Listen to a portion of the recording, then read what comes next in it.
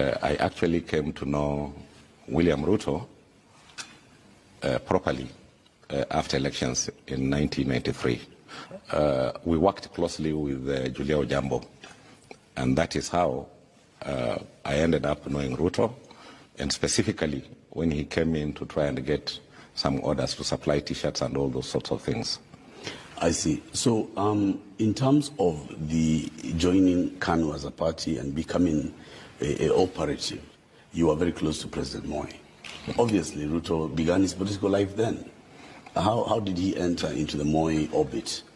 And what do you remember? The truth be said, William Ruto then, after the 1992 campaign, where we lobbied for votes for Moi, he then looked for friendship with me through Fred Amayo, and they pushed very hard. I was a bit hesitant, but because of something that had happened, and I talked to Amayo. I told Fred Amayo, this young man, you brought him into my office and asked me to give him a contract to supply 10,000 T-shirts.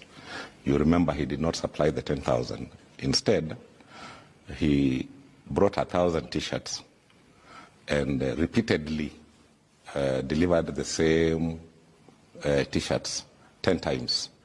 So we ended up paying, or I ended up paying him 1.2 million shillings, because a T-shirt then was about 120 shillings for the delivery of only 1,000 shillings.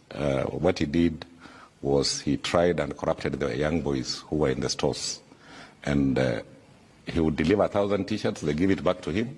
He delivers again, they give it back to him 10 times. Yes. So I paid him 1.2 million instead of paying him for 1,000 T-shirts, which would have been 120,000.